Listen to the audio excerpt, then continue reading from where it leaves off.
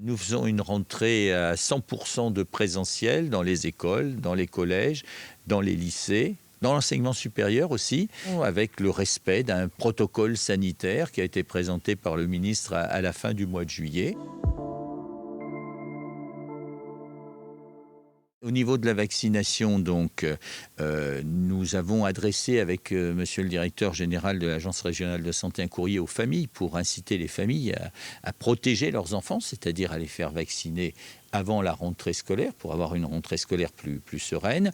Pour les enfants qui ne seront pas vaccinés, nous proposons, sur la base du volontariat et avec autorisation des parents pour les moins de 16 ans, eh bien, une vaccination, une possibilité de vaccination.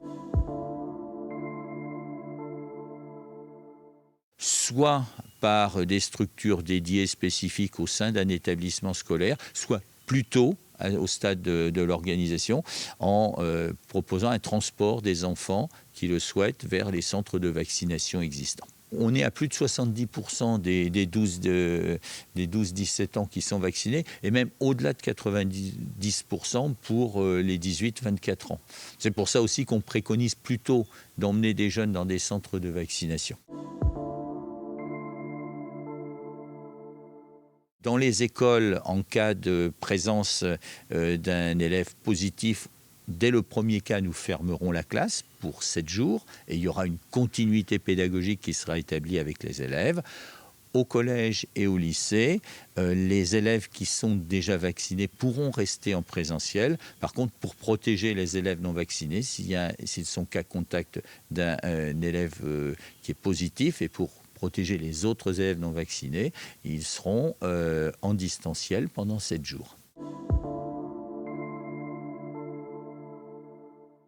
La rentrée, ce n'est pas que du sanitaire. La rentrée, c'est aussi du pédagogique.